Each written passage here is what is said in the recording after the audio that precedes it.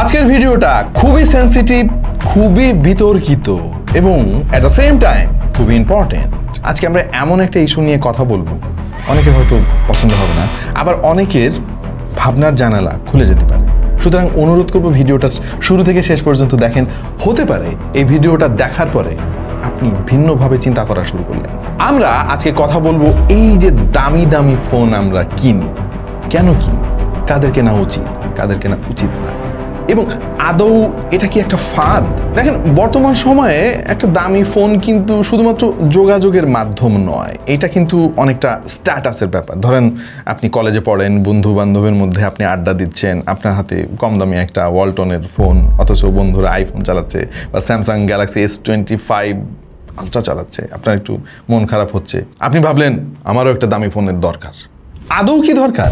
এরকম মানুষের সংখ্যা কিন্তু হাজার হাজার লক্ষ লক্ষ আমাদের দেশে। চিন্তা করে দেখেন, আপনি যদি একজন স্টুডেন্ট হন, আপনার বাবা হয়তো 30 বা 40 হাজার টাকা বেতনের একটা চাকরি করে, অথচ আপনার মনের মধ্যে ইচ্ছা জাগে আপনি একটা দামি ফোন ব্যবহার করবেন, 1.5 লাখ 2 লাখ টাকা দামের একটা ফোন আপনার দরকার। আমি এমন অনেককেই চিনি যারা এরকম দামি দামি ফোন ব্যবহার করে, এক একটা ফোনের দাম 1.5 লাখ 2 লাখ টাকা পর্যন্ত, অথচ তাদের মা সকাল থেকে সন্ধ্যা পর্যন্ত দাসীবাদীর মতো খাটতেছে, ঘরের সমস্ত কাজ করতেছে। হ্যাঁ, ধরেন কাপড় চোপড় পরিষ্কার করা থেকে শুরু করে খাবার গরম করা, বিভিন্ন ধরনের কাজ করে যাচ্ছে।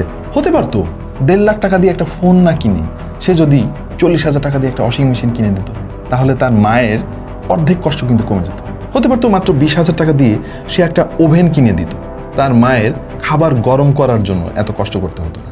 এরপরেও কিন্তু সে দামি একটা ফোন ব্যবহার করতে পারত। কখনো কি আমরা এভাবে ভেবে দেখেছি যে আমি যে এত টাকা দিয়ে ফোন ব্যবহার করছি, এই ফোনে এমন কি আছে, কি এমন জরুরি জিনিস তার মধ্যে আছে যার কারণে আমার এত টাকা দিয়ে ফোনটা ব্যবহার করতে হবে, অথচ আমার মা বা আমার বোন এত কষ্ট করবে? আমি এমন অনেক হাজবেন্ডকে চিনি যাদের স্ত্রীরা ঘরে এরকম প্রচুর প্রচুর কষ্ট করতে থাকে, অথচ সে বসে বসে দামি মোবাইলে ফেসবুক চালায়। Sleek design, high end camera setup, premium build আর সুন্দর ঝকঝকে ডিসপ্লে দেখে মনে হয় এই ফোনটাই বুঝি জীবনের আলটিমেট আপগ্রেড। কিন্তু ভাই একটু দাঁড়ান, একটু কথা আছে, শোনেন। আমি যা বলতেছি একটু মন দিয়ে শোনেন। এই যে দামি দামি ফোন আপনারা কিনতেছেন, এটা কি আপনার জন্য আদৌ দরকার? আপনার প্রয়োজন অনুযায়ী যে টাকা আপনি খরচ করতেছেন তার রিটার্ন কি আপনি পাচ্ছেন? ধরেন আপনি 1.5 লাখ টাকা দিয়ে খুব দামি একটা ফোন কিনতেন, আপনি কি পাচ্ছেন সেই ফোনে? স্লাইটলি বেটার ক্যামেরা, যেটার 80% ক্ষমতা কি আপনি হয়তো সেটা জানেনই না। খুবই শক্তিশালী প্রসেসর, যেটা আপনি ব্যবহার করতেছেন ফেসবুক আর ইউটিউব ব্রাউজ করার জন্য।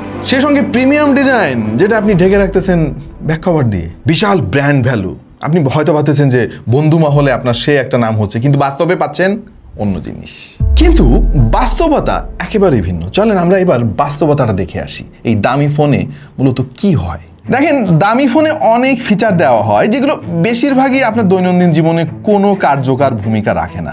200 মেগাপিক্সেলের যে দামি ক্যামেরা সিস্টেম আপনার ফোনে, এই 200 মেগাপিক্সেল দিয়ে আপনি কি করেন? মূলত আপনি তো ছবি তুলে সর্বোচ্চ ফেসবুকে আপলোড করেন, অথবা হোয়াটসঅ্যাপে কোনো বন্ধুকে শেয়ার করেন, অথবা রেস্টুরেন্টে গিয়ে একটু বন্ধুদের সঙ্গে ছবি তুলতেছেন, বাইরে যখন যাচ্ছেন সুন্দর ব্যাকগ্রাউন্ড দেখে একটা ছবি তুলতেছেন। তার জন্য 200 মেগাপিক্সেল কেন দরকার? 1.5 লাখ 2 লাখ টাকা দামের ফোন কেন দরকার? অবশ্য আপনার যদি টাকার গাছ লাগানো থাকে, এই যে স্ক্রিনে যেমনটা দেখতে পাচ্ছেন টাকার গাছ লাগিয়েছে কেউ একজন, এরকম যদি হয় তাহলে ভাই আপনার ব্যাপারটা আলাদা। অনেকে আবার সরাসরি নগদ টাকা দিয়ে ফোন কিনতে না পেরে EMI তে ফোন নিচ্ছে। ক্রেডিট কার্ডের একটা মজা আছে না, টাকা তো আমার এখন দিতে হচ্ছে না। এইটা আর একটা ফাঁদ ভাই। আপনি 12 থেকে শুরু করে 24 মাস পর্যন্ত যে জিনিসের জন্য পেমেন্ট দিয়ে যাচ্ছেন তার কোনো প্রয়োজনীয়তা আছে বলে আপনি কখনো ভেবেও দেখেন নাই। মজার ব্যাপার হচ্ছে, যে ফোনের টাকা আপনি কিস্তিতে কিস্তিতে দিচ্ছেন, ওটার কিস্তি শেষ হওয়ার আগেই সেই ফোনের দাম হয়ে যাচ্ছে 3 ভাগের 1 ভাগ। চিন্তা করে দেখেন, একটা ফোনের ডেপ্রিসিয়েশন এত দ্রুত ঘটে, আপনি একটা ফোন দোকান থেকে কিনে নিয়ে জাস্ট বাসায় যাবেন, আবার পরের দিন দোকানে আসবেন, দেখবেন যে ওটার দাম তারা অর্ধেক বলতেছে। এইটা একটা সাইকোলজিক্যাল প্রেশার। ধরেন আপনি আইফোন 16 প্রো ম্যাক্স চালান, 17 প্রো ম্যাক্স চলে আসছে মার্কেটে, আপনার এই ফোনটা দরকার। আপনার মধ্যে এক ধরনের মানসিক উত্তেজনা তৈরি হচ্ছে যে আপনি বাইরে গিয়েছেন, বন্ধুদের সবাই 17 প্রো ম্যাক্স ইউজ করতেছে, আপনার হাতে 16 প্রো ম্যাক্স, মান ইজ্জত আর থাকলো না আর কি। এই যে একটা সাইকোলজিক্যাল প্রেশার, এটা কিন্তু আপনাকে ঠেলে দিচ্ছে অকারণে অনেক টাকা নষ্ট করার জন্য। হতে পারতো এই টাকাটা দিয়ে আপনি আরো অনেক দরকারি কাজ করতে পারতেন। ভাই দামি ফোনগুলো রিপেয়ার কস্ট কত এক্সপেন্সিভ সেটা কখনো ভেবে দেখেছেন? ফোন যত দামি হবে সেটা রিপেয়ার কস্ট তত বেশি হবে। আমার Xiaomi 11 Ultra ডিসপ্লে একবার নষ্ট হয়ে গিয়েছিল। ওইটার ডিসপ্লে রিপেয়ার করতে গিয়ে আমি শুনলাম যে ডিসপ্লের দাম 65,000 টাকা। সো 65,000 টাকা দিয়ে 3-4টা ফোন কেনা হয়ে যাবে। এনিওয়ে, আমি জানি অনেকে হয়তো ভাববেন যে ভাই তাহলে আপনি দামি ফোন কেন চালান, আপনারা আইফোন কেন চালান, দামি দামি ফ্ল্যাগশিপ ফোন আপনারা কেন চালান? হ্যাঁ, এটার উত্তর আমি দিব এই ভিডিওতে, আমি ভেবে রেখেছিলাম। দেখেন ভাই, আমরা তো সমালোচনাকারী, আমরা তো প্রোডাক্ট কম্পেয়ার করি, বিভিন্ন প্রোডাক্টের সঙ্গে আমরা কম্পেয়ার করে আমাদের জাজমেন্টটা আপনাদের সঙ্গে শেয়ার করি। এই কারণে আমাদের এই ম্যাক্সিমাম যে টেকনোলজি এর ফিল নিতে হয়, এই জিনিসটা আমাদের রুজি ভাই। আমরা যদি না জানি একটা দামি ফোনে কি থাকে, তাহলে একটা কম দামি ফোনে কি নাই সেটা তো আমরা বুঝতে পারবো না ভাই। সো আমাদের মতামত প্রকাশ করার জন্য আমাদের এই এক্সপেন্সিভ প্রোডাক্টগুলো ব্যবহার করার স্বাদ নিতে হয়। যদি এই কারণটা না থাকতো কখনোই আমরা ফ্ল্যাগশিপ ফোন ব্যবহার করতাম না। আচ্ছা, তাহলে উপায় কি? এই দামি ফোন ব্যবহার না করলে চলবে কিভাবে? তাহলে নিজের প্রয়োজন বুঝে ফোন কেনেন। আপনি কি ধরনের ইউজার সেটা খুঁজে বের করে ঠিক সেই ধরনের ফোন কেনেন। আপনার যদি হোয়াটসঅ্যাপে একটু আদান প্রদান বেশি করতে হয়, তথ্য বা ভিডিও কল করতে হয়, সোশ্যাল মিডিয়া ব্রাউজ করতে হয়, তাহলে আমার মনে হয় না যে 20 থেকে 30,000 টাকার বেশি ফোনের প্রয়োজন রয়েছে আপনার। ব্র্যান্ড ট্যাপের মধ্য থেকে আপনাকে বের হতে হবে। একটা সময় এটা আমার মধ্যেও ছিল, আমার বিশেষ একটা ব্র্যান্ডের প্রতি খুবই আকর্ষণ ছিল, সেটা 2014-15 সালের দিকে। হ্যাঁ, তখন আমি ভাবতাম যে আমি জীবনে যত ফোনই ব্যবহার করব ওই পার্টিকুলার ব্র্যান্ডেরই ফোন ব্যবহার করব। একটা সময় দেখলাম যে আমি ঠকে যাচ্ছি, কারণ একই দামে অন্য ব্র্যান্ড আরও বেশি কিছু অফার করতেছে, কিন্তু সেই ব্র্যান্ডটা আমার পছন্দ হতো না।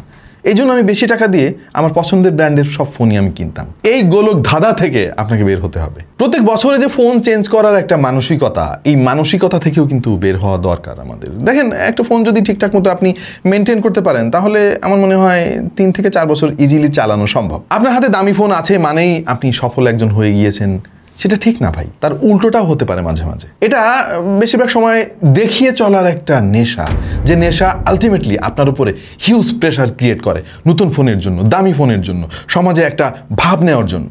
আলটিমেটলি আপনার আসল প্রয়োজন থেকে কিন্তু আপনি ছিটকে পড়ছেন অনেক দূরে।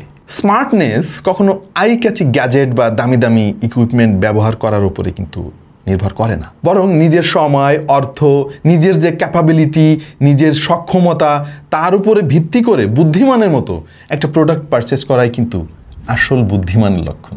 আমার মনে হয়, আমার ব্যক্তিগত অভিমত, আপনার বাসায় যদি ওয়াশিং মেশিন না থাকে, একটা ওয়াশিং মেশিন কিনেন ভাই। আপনার মায়ের অনেক কাজ সহজ হয়ে যাবে। আপনি যদি স্বামী হন, আপনার স্ত্রীর অনেক কাজ সহজ হয়ে যাবে। একটা ওয়াশিং মেশিনের দাম খুব বেশি না, 20 থেকে 30,000 টাকা কিন্তু ওয়াশিং মেশিন পাওয়া যায়। একটা ওভেন কিনে দেন, খাবার গরম করার মতো এই যে ঝামেলার একটা কাজ খুব দ্রুত হয়ে যাবে। তারপর আপনি ফোন কেনেন। Let your phone be a tool, not a trophy. Don't let the price of your phone define the value of your life. তো আজকে আর বেশি আলাপ বাড়াবো না ভাই।